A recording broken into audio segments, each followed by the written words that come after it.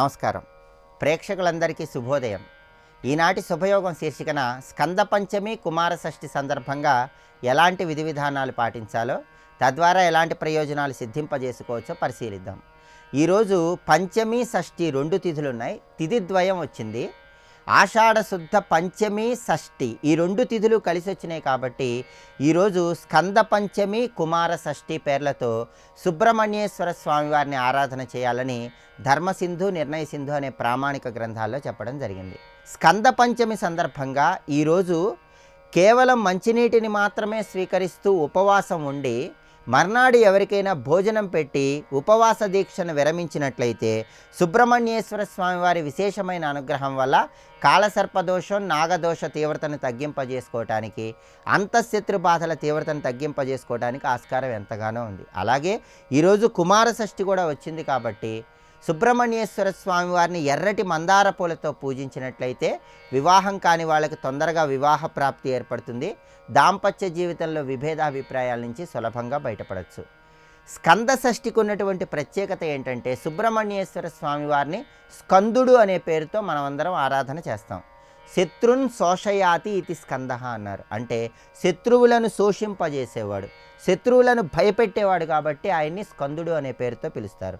సంస్కృతంలో చీలిపోవటాన్ని స్కందం అంటారు. పరమేశ్వరుడి దివ్య తేజస్సు రెల్లుగడ్డి పొదల్లో పడినప్పుడు ఆ రెల్లుగడ్డి వల్ల పరమేశ్వరుడి దివ్య తేజస్సు 6 భాగాలుగా చీలిపోయింది.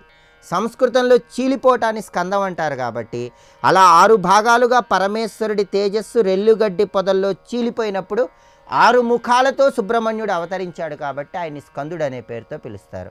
అందుకే శత్రుబాధలన్నీ తొలగింపజేసుకోవాలంటే ఈరోజు సుబ్రహ్మణ్యేశ్వర స్వామి వారిని పూజించేటప్పుడు ఓం స్కందాయ నమః అనే సుబ్రహ్మణ్య నామాన్ని వీలైనన్ని సార్లు చదువుకోవాలి. అలాగే ఈరోజు తిథిద్వయం వల్ల కుమార షష్ఠిగా కూడా జరుపుకోవటం అనేది మనకి ప్రామాణిక గ్రంథాల్లో చెప్పడం జరిగింది.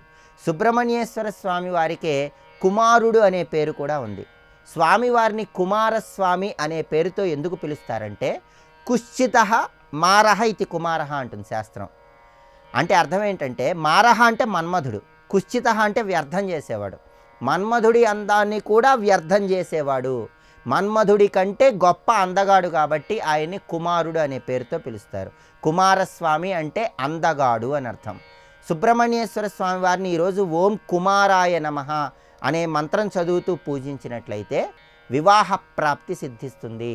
భార్యాభర్తల మధ్య విభేదాభిప్రాయాల నుంచి సులభంగా బయటపడవచ్చు. కాబట్టి స్కందనామాన్ని కుమారనామాన్ని ఈరోజు చదువుకున్నట్లయితే విశేషమైన శుభయోగం కలుగుతుంది. అలాగే ఈరోజు సుబ్రహ్మణ్యేశ్వర స్వామి వారిని పూజించేటప్పుడు మీ గృహంలో సుబ్రహ్మణ్యేశ్వర స్వామి వారు 6 ముఖాలతో ఉన్నటువంటి చిత్రపటాన్ని పూజాపీఠం మీద ఏర్పాటు చేసుకోవాలి. సుబ్రహ్మణ్యేశ్వర స్వామివారి 6 ముఖాలకు సంకేతంగా 6 ఒత్తులు విడివిడిగా వేసి నువ్వుల నూనె పోసి దీపాన్ని వెలిగించాలి. అలాగే సుబ్రహ్మణ్యేశ్వర స్వామి వారికి సంబంధించిన ఒక అద్భుతమైనటువంటి మంత్రాన్ని కూడా మంత్రశాస్త్రంలో చెప్పడం జరిగింది. అదే ఓం సాం శరవణ భవ. ఓం సాం శరవణ భవ అనే మంత్రాన్ని ఈరోజు 108 లేదా 54 లేదా 21 సార్లు చదువుతూ ఎర్రటి మందార పుష్పాలతో సుబ్రహ్మణ్యేశ్వర స్వామి వారిని పూజించినట్లయితే స్వామి విశేషమైన అనుగ్రహం కలుగుతుంది. అలాగే సుబ్రహ్మణ్య అష్టోత్తర శతనామావళి చదివినా కూడా స్వామి అనుగ్రహానికి సులభంగా పాత్రులు కావచ్చు. అలాగే సుబ్రహ్మణ్యేశ్వర స్వామి వారికి సంబంధించిన అద్భుతమైన స్తోత్రం ఒకటి ఉంది. అదే సుబ్రహ్మణ్య భుజంగ స్తోత్రం. జగద్గురువులైన ఆదిశంకరాచార్యుల వారు తిరుచెందూరు క్షేత్రంలో స్వామివారిని దర్శనం చేసుకున్నప్పుడు ఈ సుబ్రహ్మణ్య భుజంగ స్తోత్రాన్ని రచించారు.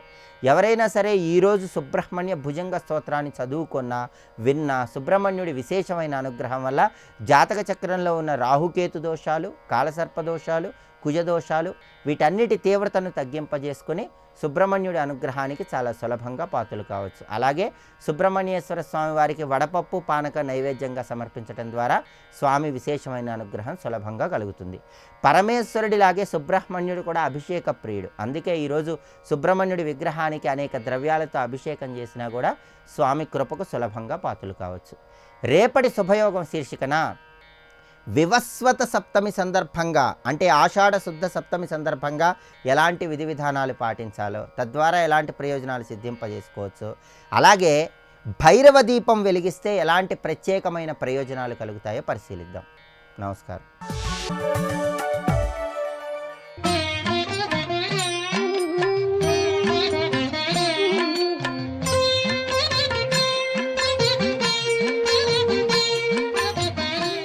ఓం నమో నారాయణాయ.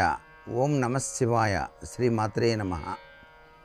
ఈరోజు స్కంద పంచమి. స్కందుడు అంటే సుబ్రహ్మణ్యేశ్వర స్వామివారు. అమ్మవారికి చాలా ప్రీతికరమైనటువంటి సంతానం. ఈ స్కంద అనేటువంటి పేరు, ఆ తల్లికి స్కందమాత అనేటువంటి పేరు కూడా ఉంది పార్వతీదేవికి. ఈ రోజున కనుక సుబ్రహ్మణ్యేశ్వర స్వామిని, శివుణ్ణి, పార్వతీదేవిని గనక ఆరాధన చేసినట్లయితే సకల సంపదలు కూడాను సిద్ధిస్తాయి. సుబ్రహ్మణ్యేశ్వర స్వామి పూజ వలన జరిగేటువంటి విశిష్ట లక్షణం ఏంటంటే, కుజదోషం ఉన్నటువంటి వారికి ఆ కుజదోష ప్రభావం తొలగి వివాహ ప్రయత్నాలు సఫలీకృతం కావడానికి ఈరోజు స్కందునికి చేసేటువంటి పూజ చక్కటి సత్ఫలితాన్ని కూడా ప్రసాదిస్తుంది.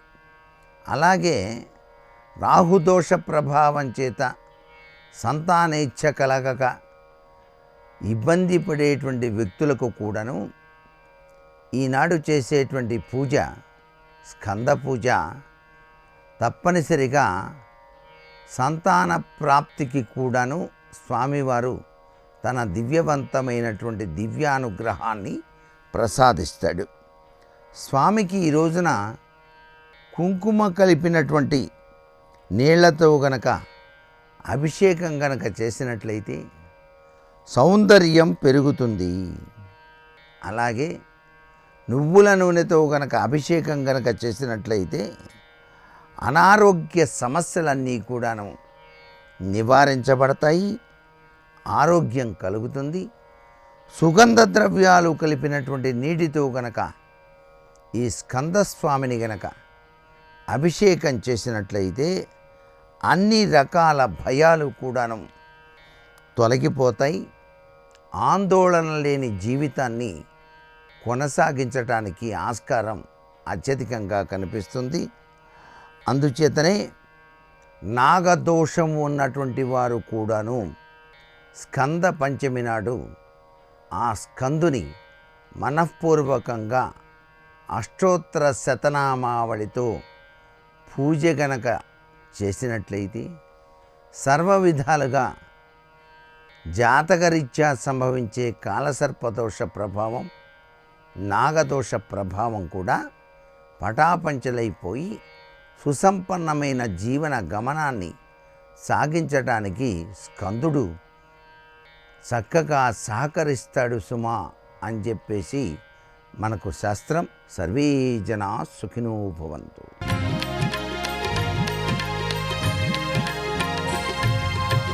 రాముడు రాఘవుడు రవికులుడితడు, భూమి జగ్గుపతి అయిన పురుష నిధానము. రాముడు రాఘవుడు రవికులుడితడు. గుహామాశ్రయ శైలస్య దుర్గాం పాదపసంకులాం. వెంటనే లక్ష్మణస్వామితో చెప్తున్నాడు, నువ్వు కూడా ధనుర్బాణాలు స్వీకరించి సీతాదేవిని ఆ దూరంగా ఉన్నటువంటి, పైగా పాదపసంకులాం చెట్ల నడుమ దాగినటువంటి ఆ దూరపు గుహలో ఆమెను ఉంచి రక్షిస్తూ ఉండు. వీళ్ళ పని నేను చూసుకుంటాను. నాకు తెలుసు నువ్వు కూడా వీడి సంహారం చేయగలవని, కానీ వీళ్ళని నేను ఇప్పుడు ఒక్కడనే సంహరిస్తాను, నువ్వు వెళ్ళి సీతమ్మను రక్షిస్తూ ఉండు అని చెప్పి అక్కడున్న కవచం తీసి ధరించేట రామచంద్రమూర్తి. హంత నిర్యుక్తమిత్యుక్త్వా రామ కవచమా విశత్. కవచాన్ని ధరించి నిలబడ్డాడు ఆ ధనుస్సు పట్టుకుని. ఆ నిలబడ్డ రామచంద్రమూర్తి ఎలా ఉన్నాడంటే, సతేనాగ్ని నికాసేన కవచేన విభూషిత బభూవ రామస్తిమిరే విధూముగ్నిర్వోత్థిత. రామచంద్రమూర్తి ఎలా ఉన్నాడంటే, ఒక మంచి చీకట్లో పొగలేని అగ్ని ఎలా ఉంటుందో అలా నిలబడి ఉన్నట్ట. రామచంద్రమూర్తి అంత తేజోవంతంగా భాషిస్తూ ఉన్నాడు. ఎప్పుడైతే రాముడు ధనుస్సు పెట్టుకుని అలా నిలబడ్డాడో ఒక్కసారి దేవతలు, గంధర్వులు, ఋషులు గగనపథంలోంచి వచ్చి రామచంద్రమూర్తికి నమస్కరిస్తున్నారండి. ఈ సన్నివేశంలో సమస్త దేవతలు వచ్చారంటే ఈ సన్నివేశం అత్యంత ప్రధానమైనటువంటిది. అసుర సంహారానికి సిద్ధపడ్డ రామచంద్రమూర్తి కొట్టిన మొదటి దెబ్బ రావణాసురుడికి తెలుసుకోవాల్సింది. ఇక్కడ తన అవతార కార్యంలో ముఖ్యమైనటువంటి ఘట్టం ఇది. తతో దేవాః సగంధర్వాః సిద్ధాశ్చ సకచారణై సమేయిశ్చ మహాత్మానో యుద్ధదర్శన కాంక్షిణః. 14,000 మంది రాక్షసుల్ని, పైగా సుశిక్షితులైన రాక్షసుల్ని, కరుడు, దూషణుడు, త్రిశూరుడు అనబడేటువంటి మహారాక్షసుల్ని ఒక్కడు ఎలా సంహరిస్తాడో చూద్దామన్న కుతూహలంతో దేవతలందరూ కూడా గంధర్వ దేవాః సిద్ధాశ్చ సకచారణై వీళ్ళందరూ కూడా సమావేశమై ఉన్నారు. మరొక వైపు నుంచి ఋషయశ్చ మహాత్మానో లోకే బ్రహ్మర్షి సత్తమాహ. అయ్యా, ఋషులకి బ్రహ్మర్షులకి యుద్ధం చూడడానికి కుతూహలం అంత ఉండదండి. ఎందుకంటే దేవతలకు ఉందంటే సంతోషం, గంధర్వులకు ఉందంటే సంతోషం, వాళ్ళకి అప్పుడప్పుడు ఈ పనులు ఉంటాయి. ఋషులకు ఎందుకు ఉంటుంది అంటే ఋషులకు యుద్ధం చూడడానికి కుతూహలం కాదు, యుద్ధం చేస్తున్న పరబ్రహ్మైన రాముణ్ణి చూడడానికి కుతూహలం, వాళ్ళ కుతూహలం అది. సమైత్య చోచుస్సహిత అన్యోన్యం పుణ్యకర్మణ. ఆ పవిత్రులైన మహానుభావులందరూ ఒకరితో ఒకరు మాట్లాడుకుంటున్నారట. ఏమనంటే స్వస్తి గోబ్రాహ్మణిభ్యస్తు లోకానాం ఏ విసంగత. ఇంకా లోకములకు స్వస్తి గాక, ఈ రోజు నుంచి లోకములకు క్షేమం, గోబ్రాహ్మణులకు క్షేమం. ఇది చాలా ముఖ్యమైనటువంటి మాట. జయతాం రాఘవో యుద్ధే పౌలస్యాన్ రజనీచరాన్. ఇది పౌలస్త్యాన్ రజనీచరాన్, పౌలస్త్యులు అనగా రావణ కుంభకర్ణులు. వాళ్ళతో జరుగుతున్న యుద్ధములో రామునికి జయముగ్గాక. అంటే యుద్ధం ఇప్పటి నుంచి రావణునితో యుద్ధమైంది. అందుకే ఆ మాటను అంత దగ్గర చెప్తున్నారు. పైగా ఎలా ఉన్నాడో రాముడు చూసారా, ఒకరితో ఒకరు అనుకుంటున్నారండి. ఎందుకంటే ఇదివరకు ఎప్పుడైనా పరిచయమైన వస్తువుతో పోల్చుతారు. మాకు ఎలా కనబడుతున్నాడంటే ఆ ధనుస్సు పట్టుకుని వింటినారిలాగిన రాముడు ఎలా దర్శనమిస్తున్నాడంటే చక్రహస్తో యథా యుద్ధే సర్వానసుర పుంగవాన్ ఏవముక్తా పునఃప్రోచు ఆలోక్య చ పరస్పరం. ఈయన చక్రహస్తుడై ఆనాడు అసుర సంహారం చేసిన విష్ణువు వలె కనబడుతున్నాడు ఇక్కడ రామచంద్రమూర్తి.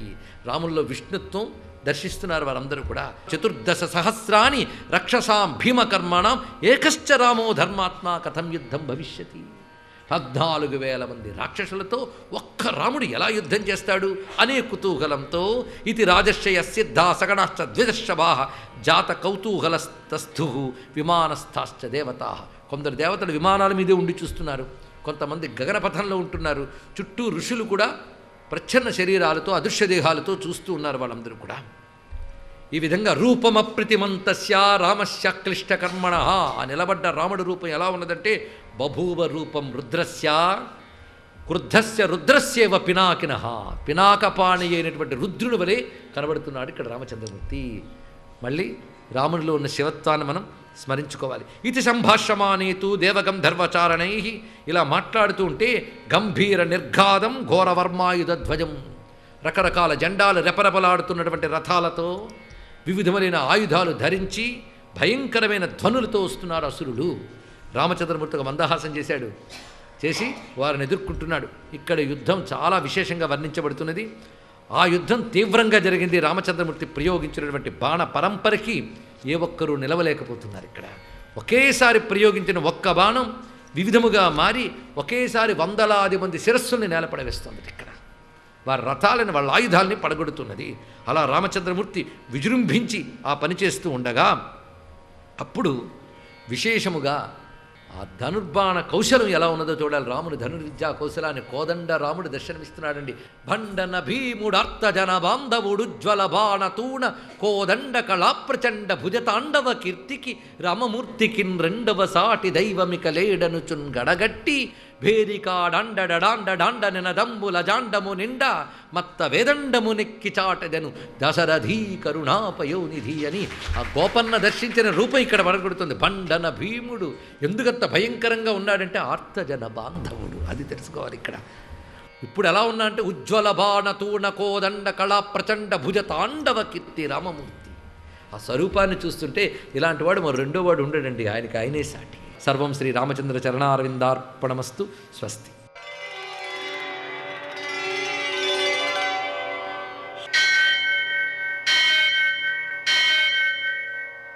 సహస్రశీరుషం దేవం విశ్వాక్షం విశ్వశంభువం విశ్వం నారాయణం దేవమక్షరం పరమం పదం విశ్వతః పరమాం నిత్యం విశ్వం నారాయణగుం హరిం విశ్వమేవేదం పురుషస్తద్విశ్వముపజీవతి పతిం విశ్వస్యాత్మేశ్వరగుం శాశ్వతగుం శివమచ్యుతం నారాయణం మహాజ్ఞేయం విశ్వాత్మానం పరాయణం.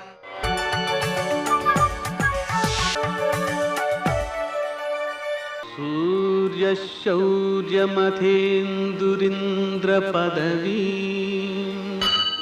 సన్మంగళం మంగళం.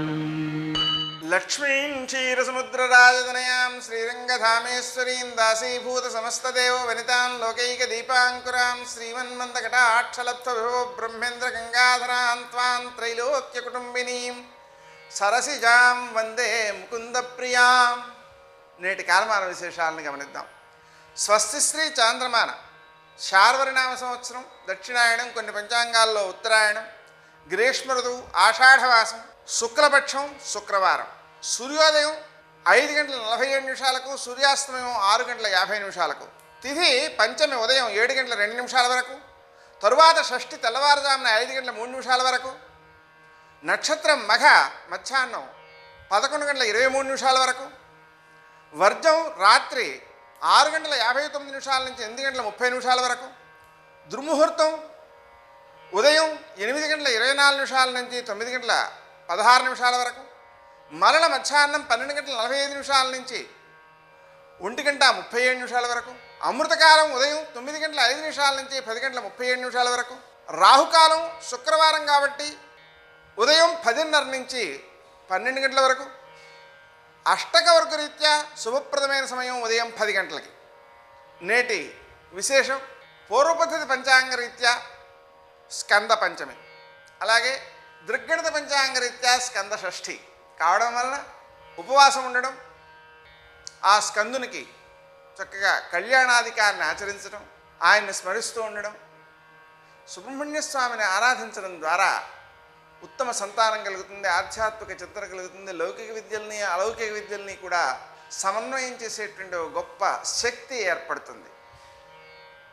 అలాగే శుక్రవారం కావడం వలన మనం లక్ష్మీ అష్టోత్తర శతనామ స్తోత్రాన్ని 108 సార్లు పారాయణ చేయడం, కనకధారాస్తవాన్ని 3 సార్లు పారాయణ చేయడం, లక్ష్మీ హృదయాన్ని 5 సార్లు పారాయణ చేయడం, లక్ష్మీనారాయణులను మారేడు దళాలతో అర్చించడం, శివుణ్ణి గౌరిని మారేడు దళాలతో అర్చించడం, ఇవన్నీ కూడా విశేషమైన సత్ఫలితాలను అందజేస్తూ శుక్రగ్రహానుగ్రహంతో పాటుగా గోచారంలో కానీ జాతకంలో కానీ శుక్రగ్రహ దోషాలు ఉంటే అవి పోవడంతో పాటుగా అనుభవయోగ్యమైనటువంటి సంపదను కలిగిస్తాయి నేటి ఆణిముత్యాలు.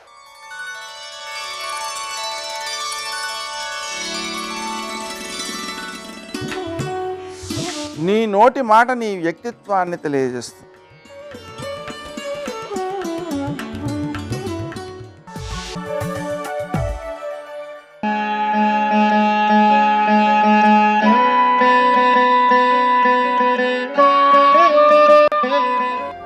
ఈరోజు తిరుమలగిరిలో కొలువైన శ్రీ నాగదేవత అమ్మవారిని మీ ముందుకు తెస్తున్నాం.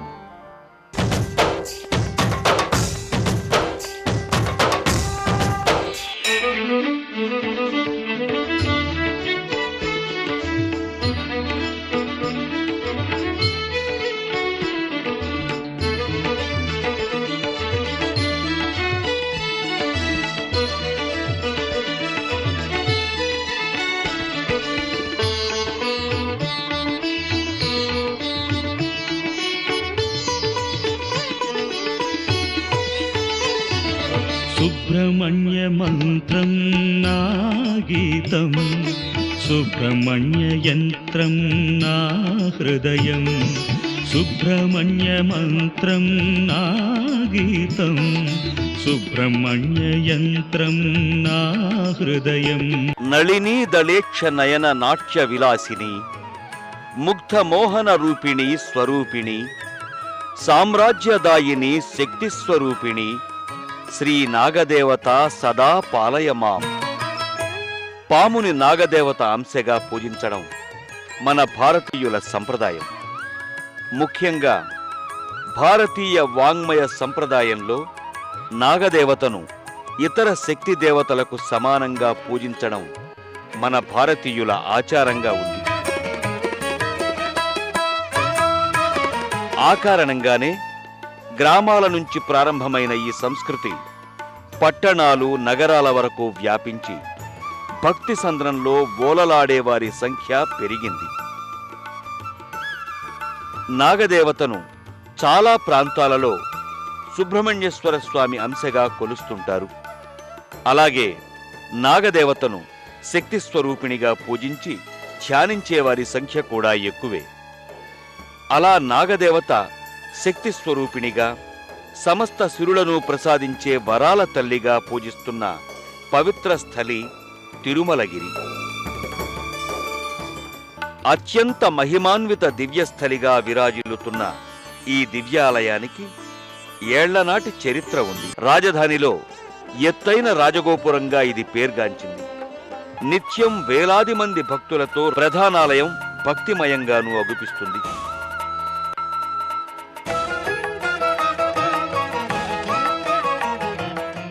ఎటు చూసినా జన సమూహాలతో గర్భాలయమంతా కిక్కిరిసిపోయి ఉంటుంది.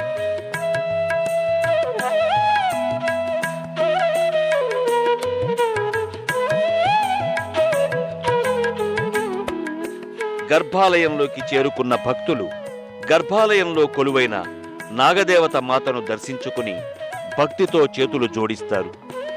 ఆ తల్లిని మనసా వాచా దర్శించి కైమోట్పులర్పిస్తారు. అమ్మవారి మూలస్థానంగా ఈ గర్భాలయాన్ని చెబుతారు. గర్భాలయంలో కొలువైన నాగదేవత అమ్మవారి మూర్తి పంచలోహాలతో నిర్మితమైంది. అమ్మవారు నాగఫణిలో దర్శనమిస్తారు. సర్వాభరణ శోభితంగా దర్శనమిచ్చే నాగదేవత అమ్మవారిని దర్శించుకుని భక్తులు తీర్థప్రసాదాలు స్వీకరిస్తారు.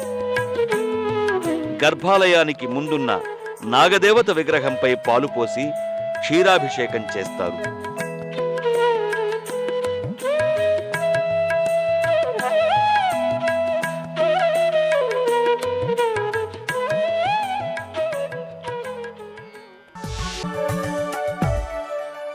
ఓంకారరూపిణీ క్లీంకారవాసినీ జగదేకమోహినీ ప్రకృతి స్వరూపిణీ. సౌందర్యలహరిలో శంకర భగవత్పాదులు ఒక శ్లోకం చేశారు. అందులో ఆయన అన్నారు, హరిస్వామారాధ్య ప్రణత జన సౌభాగ్య జననీం పురాణారీ భూత్వా పురరపిమపి క్షోభమనయత్ స్మరోపిత్వా నత్వా రతినయన లేహ్యేన వపుషా మునీనామప్యంతః ప్రభవతి మోహాయ మహతాం అన్నారు. అమ్మ, పరమశివుడు మన్మధుణ్ణి కాల్చేశాడు. మన్మధుడు లేడు.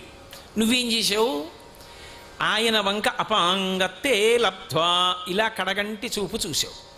అనుగ్రహంతో ఇలా పొట్టి చూపు చూసేటప్పటికి ఆయనకి ఎక్కడ లేని శక్తి వచ్చేసింది, శరీరం లేకపోయినా.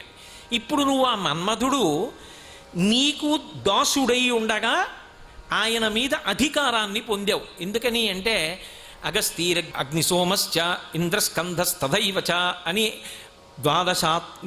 12 మంది అమ్మవారికి మహాభక్తులైనటువంటి వాళ్ళు ఉన్నారు.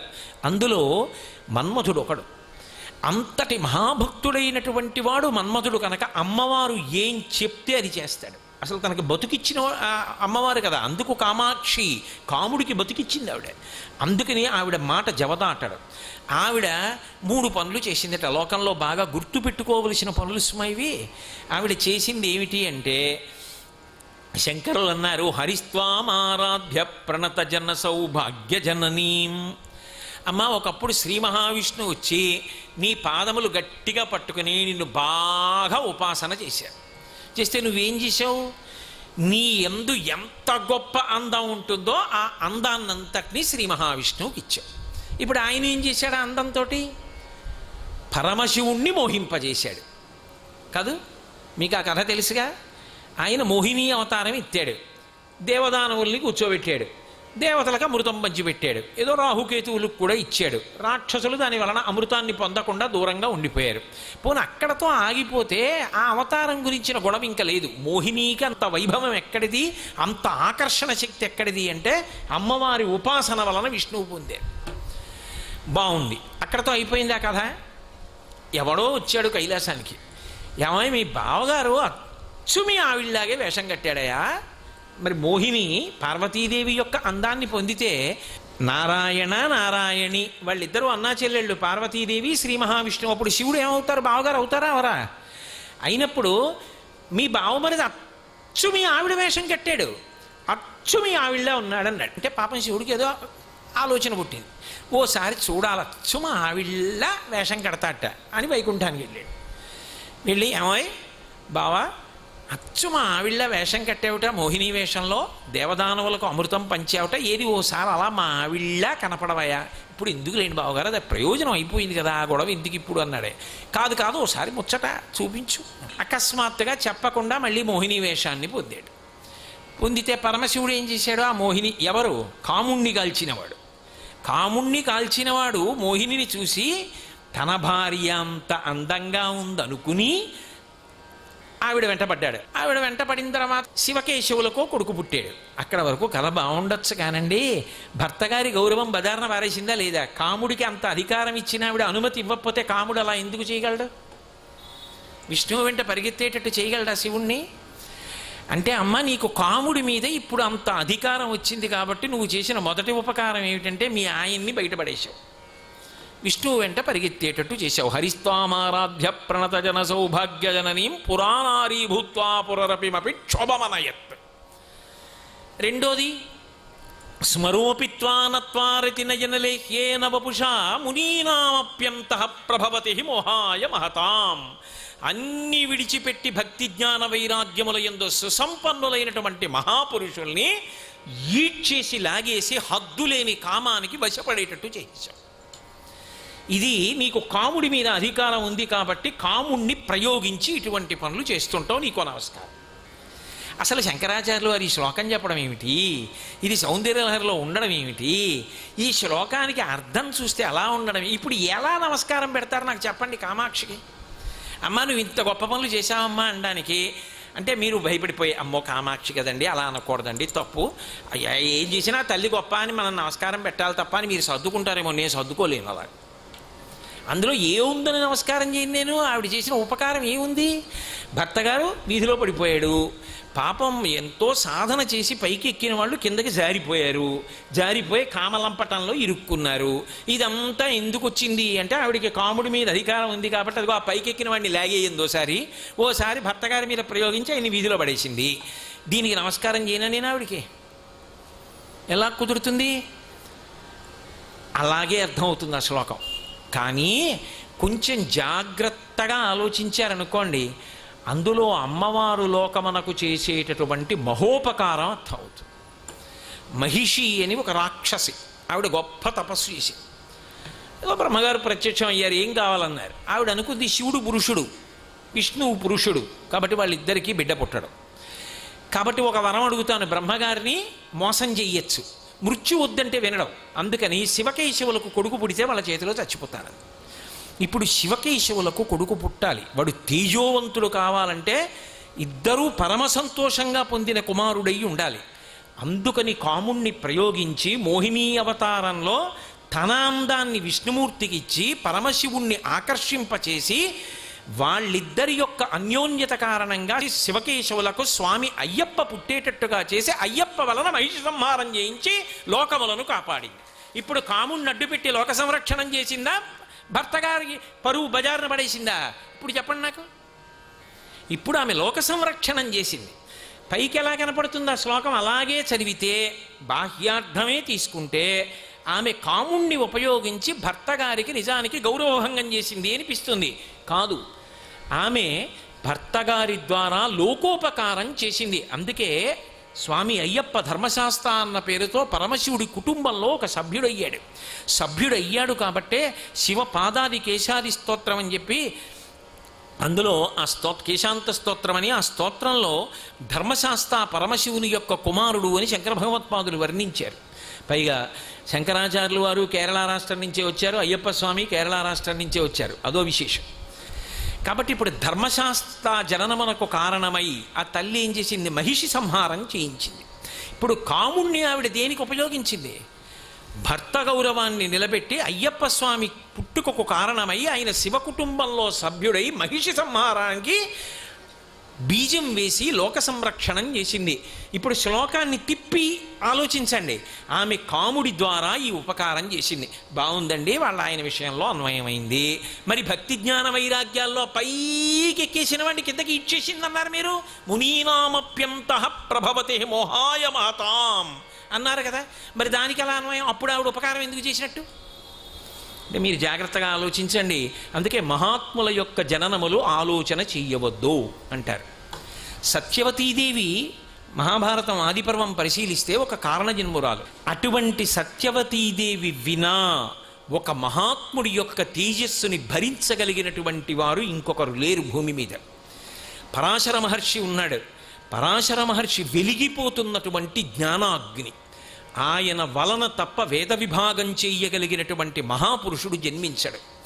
అందుకని ఆవిడ ఏం చేస్తుందంటే కాముణ్ణి ప్రయోగించి అంతటి మహానుభావుడైన పరాశరులకు కామం కల్పించింది. కామం కలిగితే ఆయన సత్యవతీదేవితో సంగమించాడు కాబట్టి వ్యాస భగవానుడు జన్మించాడు. వ్యాస భగవానుడు జన్మించాడు కాబట్టి కలియుగ ప్రారంభంలో వేదములను విభాగం చేసి ఇప్పుడు ఉన్న ఆయుర్దాయానికి వేదం చదువుకోగలిగిన స్థితిని కల్పించాడు. 18 పురాణములను ఇచ్చాడు. వ్యాసుడు లేకపోతే ఈ వాంగ్మయం ఎక్కడి నుంచి వస్తుంది? కాబట్టి ఇప్పుడు పరాశరుడికి కామము కలిగించడము ద్వారా వ్యాసుడు ప్రభవించేటట్టు, వ్యాసుడి ద్వారా లోకమునకు మహోపకారం జరిగేటట్టు ఆవిడ చేసింది. అటువంటి మహాత్ముడికి కామము కలగకపోతే, సత్యవతీ సంగమము జరగకపోతే వ్యాస జననం ఉండదు. వ్యాస జననము లేకపోతే, వేద విభాగం జరగకపోతే కలియుగంలో మనకి ప్రమాణాలు ఎలా దొరుకుతాయి? 18 పురాణాలు ఎక్కడి నుంచి వస్తాయి? మహానుభావుడు వ్యాసుడంటే. అటువంటి వ్యాస జననము జరిగి లోకమునకు ఉపకారము జరగాలంటే అది ఒక్క పరాశర మహర్షి యొక్క తేజస్సు వలన తప్ప అన్యముల వలన సాధ్యము కాదు. సర్వం శ్రీ ఉమామహేశ్వర పరబ్రహ్మార్పణమస్తు. స్వస్తి.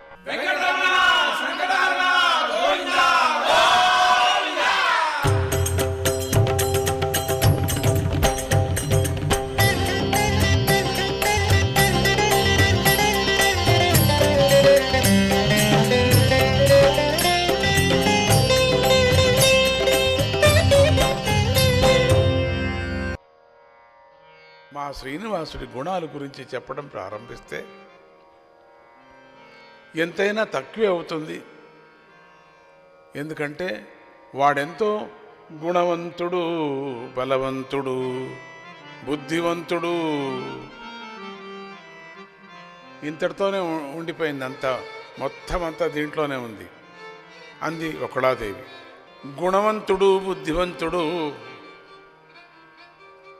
అని అంటూనే మాకు ఈ సంబంధం నచ్చింది, ఇక్కడే ఉండండి, మీరు రాజుగారికి ఈ శుభవార్త తెలపాలి, ఇప్పుడే నేను వచ్చేస్తానంటూ ధరణీదేవి ఆకాశరాజు దగ్గరికి వెళ్ళింది. ప్రభు, మీకు శుభవార్త, మన పద్మావతికి మంచి సంబంధం వచ్చింది. పద్మావతి బాధపడటానికి కారణము తెలిసింది. అన్నీ శుభాన్ని సూచించేదే. నేను ఈ రోజున శ్రీ వల్ల మన పద్మావతి వివాహ విషయం గురించి శుభవార్త నేను విన్నాను. అలాగే వెంకటాద్రి నుంచి వచ్చినటువంటి వకుళాదేవి అనే స్త్రీ వల్ల మళ్ళీ ఆ శుభవార్తనే విన్నాను అంది. దైవజ్ఞులు చెప్పిన శుభఘడియలు సమీపించాయని ఆకాశరాజు సంతోషించాడు. పద్మావతిని పిలిపించి, అమ్మా, నీకో శుభవార్త. వకుళాదేవి శ్రీనివాసుడి తల్లి నిన్ను శ్రీనివాసుడికిచ్చి పెళ్లి చేయమని అడగటానికి ఆమె వెంకటాద్రి నుంచి వచ్చింది అన్నాడు. పద్మావతి సిగ్గుపడి పక్కకు వెళ్ళిపోయింది. అంతవరకు కళతప్పినటువంటి ఆమె ముఖం పద్మంలాగా వికసించింది. కళ్ళు మెలమెలా మెరిసిపోతున్నాయి. పద్మావతిలో మళ్ళీ వెనుకటి ఉత్సాహం వచ్చింది. రాజ్యానికే కళ వచ్చేసింది. ఆకాశరాజు ధరణీదేవి పద్మావతిని చూసి మురిసిపోతున్నాడు. ఆకాశరాజు ఇక ఆలస్యం చేయకుండా వెంటనే పెండ్లి పనులన్నీ ప్రారంభించాడు. ఇన్నాళ్లకు నా కోరిక తీరుతుంది అనుకున్నాడు. పద్మావతి వలన నా వంశానికి కీర్తి కలుగుతుంది. అశరీరవాణి చెప్పింది నిజమవుతుంది. ఆ వైకుంఠవాసుడే నా అల్లుడు కాబోతున్నాడు. ఎంత అదృష్టం అని సంతోషిస్తూ తన కొడుకును పిలిచి, అబ్బాయి వెంటనే స్వర్గానికి వెళ్ళి బృహస్పతి గురుదేవులను తీసుకొనిరా అని పంపించాడు. శ్రీనివాసుడితో వివాహం నిశ్చయమైనందుకు పద్మావతి యొక్క మనస్సు ఆనందంతో పొంగిపోయింది. ఆమె మనస్సు ఆనందంతో నాట్యం చేస్తుంది. కృష్ణ ధ్యానంతో నిండినటువంటి మనస్సు ఎలా ఉంటుంది? ఊగుతుంటుంది, ఎగురుతుంటుంది. ఈ మనస్సు ఎట్లా ఉంటుంది? ధ్యానంలో కూర్చున్న వాడికే ఆ ధ్యానమే ఊగుతుంటుంది. ఆ ధ్యానంలో ఎక్కడో వెళుతుంటారు, విహరిస్తుంటారు. అటువంటిది ఆ శ్రీనివాసుడే చూస్తున్నాను, శ్రీనివాసుడే నాకు మొగుడవుతున్నాడు అనేటువంటి ఆడపిల్ల మనస్సు ఎట్లా ఉంటుంది? నాకు పెళ్ళవుతున్నది, అది శ్రీనివాసుడితో. మామూలు పెళ్ళిళ్ళు దండ్లు జరుగుతాయిలేండి, అట్లా పెళ్ళి అవుతున్నది నాకు శ్రీనివాసుడితో జరుగుతుంది. నాకు లోకనాథుడు ఆ శ్రీహరి కృష్ణుడు, అది లోకబంధువు, అటువంటి మహానుభావుడితో నా పెళ్లి జరుగుతుంది అన్నప్పుడు ఆ పద్మావతి రూపంలో ఎట్లా ఉంటుంది? మనస్సులో ఎట్లా ఊగుతూ ఉంటుంది? మనస్సు ఉయ్యలలో ఊగుతుంటుంది. ఆహా, ఉయ్యలు ఊగుతూ ఉంది, ఎక్కడ విహరిస్తూ ఉంది, ఎగురుతూ ఉన్నది, పక్షిలాగా ఎగురుతుంది, ఒక చోట కూర్చోవటం లేదు. మొదటే పద్మ గాలికి తూలిపోయినట్టుగా కింద పడుతూ ఉన్నది ఆ పద్మ. అటువంటి ఆ పద్మావతి రూపమైనటువంటి కోమల రూపము చాలా ఆనందం. నేను ఎగురుతాను, వాడి పేరు చెప్పుకొని ఎగురుతా, నన్ను ఎవరు వద్దంటారు చూస్తాను. విష్ణుడవు కృష్ణుడవు వెంకటేశ, ఇష్టుడవు లోకులకు వెంకటేశ. విష్ణుడవు కృష్ణుడవు వెంకటేశ, ఇష్టుడవు లోకులకు వెంకటేశ. విష్ణుడవు కృష్ణుడవు వెంకటేశ, ఇష్టుడవు లోకులకు వెంకటేశ.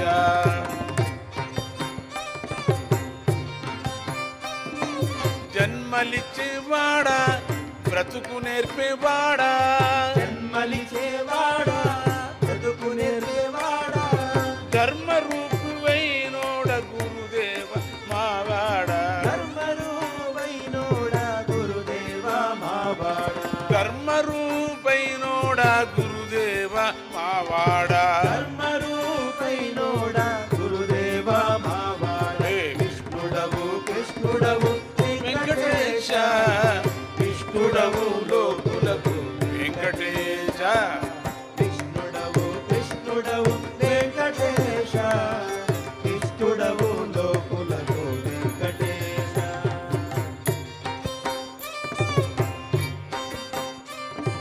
సుఖములిచ్చేవాడా దుఃఖమార్పేవాడా, సుఖములిచేవాడా దుఃఖమార్పేవాడా, సుఖములిచేవాడా దుఃఖమార్పేవాడా. సకుడవి వేనయ్యా కను తెరచి చూడా, కను తెరిచి చూడా, కను తెరచి చూడా.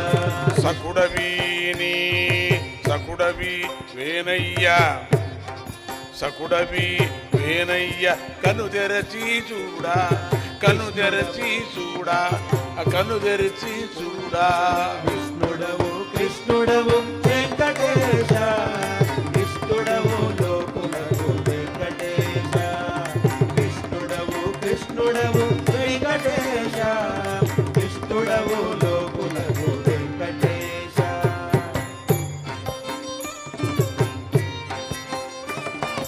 బ్రహ్మదేవుడ నీవే లోకాలు సృష్టింప, బ్రహ్మదేవుడ నీవే లోకాలు సృష్టింప, బ్రహ్మదేవుడ నీవే లోకాలు సృష్టింప, బ్రహ్మదేవుడ నీవే లోకాలు సృష్టింప. శ్రీహరివి నీవే జగమెల్ల రక్షింప, శ్రీహరివి నీవే జగమెల్లా రక్షింప, శ్రీహరివి నీవే జగమెల్లా రక్షింప జగమెల్లా రక్షింప జగమెల్లా రక్షింప కృష్ణుడవు కృష్ణుడవు వెంకటేశ కృష్ణుడవు లోకులకు వెంకటేశ కృష్ణుడవు కృష్ణుడవు వెంకటేశ కృష్ణుడవు లోకులకు వెంకటేశ రుద్రుడవు నీవే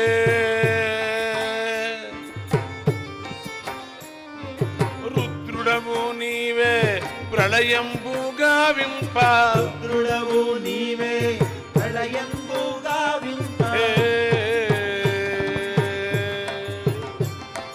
రుద్రుడవు నీవే ప్రళయంబుగా వింప రుద్రుడవు నీవే ప్రళయంబుగా వింప గోవింద గోవింద సచ్చిదానంద గోవింద గోవింద సచ్చిదానంద గోవింద గోవింద సచ్చిదానంద సచ్చిదానంద సచ్చిదానంద రుద్రుడవు నీవే ప్రళయంబుగా వింప రుద్రుడవు నీవే ప్రళయంబుగా వింప గోవింద గోవింద సచ్చిదానంద గోవింద గోవింద సచ్చిదానంద కృష్ణుడవు కృష్ణుడవు వెంకటేశ ఇష్టుడవు లోకులకు వెంకటేశ కృష్ణుడవు కృష్ణుడవు వెంకటేశ ఇష్టుడవు లోకులకు వెంకటేశ ఇష్టుడవు లోకులకు వెంకటేశ ఇష్టుడవు లోకులకు వెంకటేశ ఇష్టుడవు లోకులకు వెంకటేశ ఇష్టుడవు లోకులకు వెంకటేశ